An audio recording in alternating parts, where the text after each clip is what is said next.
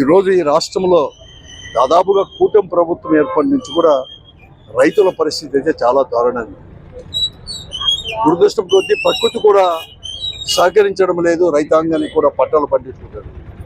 దానికి తోడు ఈరోజు ఈ రాష్ట్రంలో ఉండే కూటమి ప్రభుత్వం వల్ల కావచ్చు, కేంద్ర ప్రభుత్వం వల్ల కావచ్చు, వారి విధానాల వల్ల కానీ ఏదైనా కానీ పండించిన పంటకు గిట్టుబాటు ధర కూడా లేకుండా కూడా పరిస్థితి కూడా ఈరోజు కూడా రాష్ట్రంలో. అందుకోసమే మేము ఎప్పటికప్పుడు కూడా ఈ ప్రభుత్వాన్ని కూడా హెచ్చరిస్తూనే ఉన్నాం. వైఎస్ఆర్ కాంగ్రెస్ పార్టీ తరఫున ఈ రాష్ట్రంలో రైతుల పరిస్థితి మరీ దుర్బలంగా కూడా తయారవుతుంది. అన్ని ప్రాంతాల్లో కూడా ఇదే పరిస్థితి కూడా ఉంది. పండించిన పంటకు గిట్టుబాటు ధర అనేది కూడా లేకోకుండా నష్టపోతున్నారు. ఆదుకోవాలి. మరీ ముఖ్యంగా అనంతపురం లాంటి కరువు జిల్లాలో గతంలో కూడా మనం అన్ని కూడా పరిశీలిస్తే గత చరిత్ర కూడా అంటే 2024 కంటే ముందు కూడా దాదాపుగా కూడా 10 సంవత్సరాలు కూడా రైతుల పరిస్థితి ఆ రోజు ప్రభుత్వం అనుసరించిన విధానం వల్ల ఈ జిల్లాలో ఆత్మస్థైర్యం పోగొట్టుకొని వలసలు కావచ్చు, లేకుంటే ఆత్మహత్యలు కావచ్చు, అవన్నీ కూడా మళ్ళీ అయ్యే పరిస్థితి కూడా ఉందని చెప్పి హెచ్చరించినా కూడా పెడచోడున పెట్టిన కారణంగానే అందరూ కూడా భయపడుతున్నా ఉన్నట్లుగానే ఈ జిల్లాలో కూడా ఆత్మహత్యలకు కూడా మన రోజు కూడా ఎల్లుట్ల గ్రామం అంటే పుట్టూరు మండలము సింగనమల్ల అసెంబ్లీ నియోజకవర్గం ఎల్లుట్ల గ్రామంలో కూడా. కానీ దురుసుగా చనిపోతే ఆ కుటుంబానికి ఒక ఆత్మస్థైర్యం ఇవ్వడానికి కుటుంబంతో పాటు ఆ గ్రామస్తులే కాదు, ఈ రోజు ఇక్కడ రైతాంగం యొక్క పరిస్థితులు తీసుకొని అందరికి కూడా అటువంటి ఆలోచన రాకుండా ఒక ఆత్మస్థైర్యాన్ని ఇవ్వడానికి మేము ఉన్నాము. ఈ సమాజం ఉంది, ఈ సమాజంలో అన్ని వర్గాల వారు ఉన్నారు, మీకు తోడుంటాము. వైఎస్ఆర్ కాంగ్రెస్ పార్టీ ముఖ్యంగా జగన్మోహన్ రెడ్డి నాయకత్వం మీకు తోడుంటామని చెప్పి ఒక మెసేజ్ ఇవ్వడానికి, వారి యొక్క ఆత్మస్థైర్యం ఇవ్వడానికి, ఆ కుటుంబాన్ని పరామర్శించడానికి వైఎస్ఆర్ కాంగ్రెస్ పార్టీ తరఫున నేను కావచ్చు, లేకుంటే మాజీ మంత్రివర్యులు డాక్టర్ శైలజానాథ్ గారు, ఇతర నాయకులు అందరూ కూడా వైఎస్ఆర్ కాంగ్రెస్ కూడా ఆ గ్రామాన్ని సాధించి ఆ కుటుంబాన్ని కూడా పరామర్శించారు. కానీ బాధాకరం ఏమంటే ఈరోజు వారిని ఆదుకోవాలని చెప్పేసి ఒక ఆత్మస్థైర్యానికి ఒక మెసేజ్ ఇవ్వాల్సిన ప్రభుత్వాలు, మరీ ముఖ్యంగా ఈ కూటమి ప్రభుత్వము, ముఖ్యమంత్రి కావచ్చు, ఉప ముఖ్యమంత్రి కావచ్చు, వ్యవసాయ మంత్రి ప్రజాప్రతినిధి కావచ్చు, కానీ మేము ఏదో వైఎస్ఆర్ కాంగ్రెస్ పార్టీ శవరాజకీయాలు చేస్తామని చెప్పేసి కూడా విమర్శిస్తున్నాం. వెరీ అన్ఫార్చునేట్, చాలా బాధాకరం కూడా. ఎంత కూడా మేమేమి శవరాజకీయాలు చేయలే. మేము ఒక ధైర్యం ఇచ్చినాం. శవాలుగా మారుస్తా అన్నది ఈ రాష్ట్రంలో కావచ్చు, ఈ జిల్లాలో కావచ్చు, రైతుల్ని మేము ఇంకా కూడా ఊపిరి తీసుకోవాల్సిన అవసరం ఉంది, ఊపిరి తీసుకుంటామని చెప్పే అభిప్రాయం కల్పించింది ఈ ప్రభుత్వం యొక్క చర్యల వల్ల, ఈ ప్రభుత్వం యొక్క విధానాల వల్ల, ఈ ప్రభుత్వం యొక్క ఉదాసీనత వల్ల. అలాగే ప్రజాప్రతినిధులు ఏం కానీ పట్టించుకోలేదు. వారి ఆదాయ మార్గాల్లో మాత్రం ఆదాయాన్ని చేసుకుంటున్నారు. కానీ ప్రభుత్వం అధికారంలోకి వచ్చేసి రైతులను ఎక్కడ కానీ ధైర్యపరిచేది కూడా లేకపోతే దానివల్ల ఈరోజు ఆత్మహత్యలు చేసుకుంటున్నారు, సవాలుగా మారుస్తున్నారు మీ విధానం వల్ల.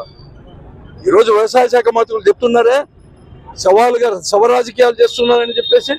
మీకు నిజంగా కూడా రైతుల పైన ప్రేమ ఉంటే, మీకు నిజంగా కూడా అతను రైతు ఆత్మహత్య కాకపోతే, మీరు చెప్పినట్లుగా వ్యాపారంలో నష్టపోయి కూడా చేసుకొని ఉంటే, నిజంగా ఉంటే ఎందుకు మీరు తెల్లవారక మునిపే చట్టానికి వ్యతిరేకంగా మీరు పోస్ట్ మార్టం చేసి తెల్లారుజామున 7 గంటలకి ఉదయాన్ని కూడా శవాన్ని కూడా వాళ్ళ గ్రామాన్ని కూడా తరలించి అక్కడ అనేది కూడా కనీసం మిత్రులు వారందరూ కూడా రాకమునిపే మీరు అనేది కూడా అతన్ని పూడ్చిపెట్టాలని చెప్పి పోలీసు బందోబస్తు ఎందుకు మీరు ప్రయత్నం చేసినారని చెప్పి దానికి జవాబు చెప్పాలని చెప్పేసి ఈ ప్రభుత్వాన్ని నేను డిమాండ్ చేస్తున్నాను.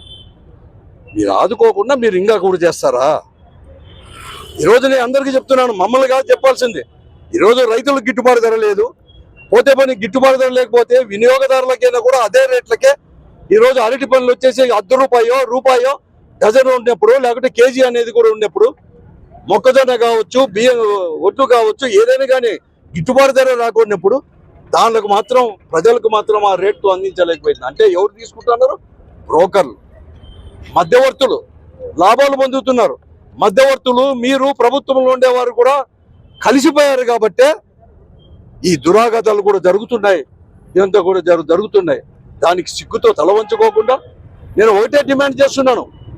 ఈ రోజు కేంద్ర ప్రభుత్వం అనేది కూడా ఉంది, నిలబడుకోంది.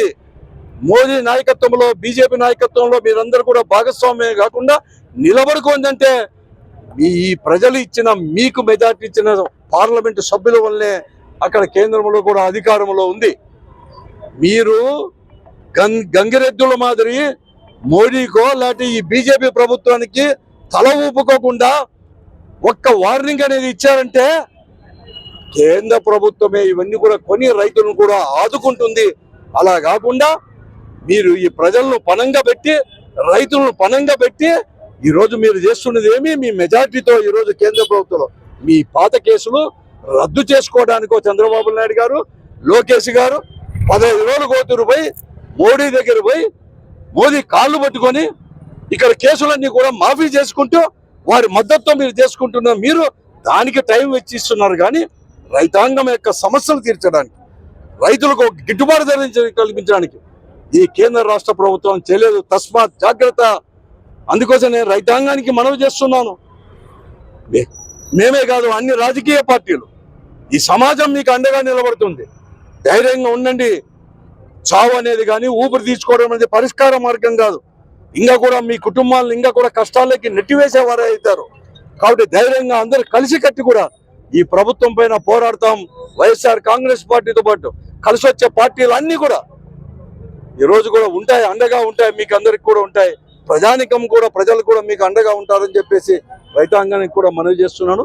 అందుకోసమే ఇప్పటికైనా కానీ క్షమాపణ చెప్పాలని చెప్పేసి వ్యవసాయ శాఖ మంత్రులు అలాగే నేను చెప్తున్నాను చంద్రబాబు నాయుడు గారికి, అలాగే ఉప ముఖ్యమంత్రి పవన్ కళ్యాణ్ గారికి, లోకేష్ గారికి, ప్రజాప్రతినిధులు అందరికీ మనం చేస్తున్నాను. పోండి, ఢిల్లీకి వెళ్ళండి, మోడీని డిమాండ్ చేయండి, గిట్టుబాటు ధర ఇవ్వాలి. ఇవ్వకపోతే మీరు ఎందుకు ఉండాలని చెప్పేసి ఇవ్వండి. ఎందుకు అనేకం కూడా 2004లో రాజశేఖర్ గారు ముఖ్యమంత్రి కావచ్చు, ఎలా అయితే అప్పుడు ఇన్సూరెన్స్ కావచ్చు, ఇన్పుట్ సబ్సిడీ కావచ్చు, కేంద్ర ప్రభుత్వం యొక్క మెడలు తీసుకొని వచ్చేసి కూడా తీసుకొచ్చిన చరిత్ర మాది. అరువు కదా. అట్లాగా మీరు కూడా స్పందించండి. అప్పుడు ఈ జిల్లా కానీ రైతాంగం కూడా బాగుపడుతుంది అని చెప్పేసి కూడా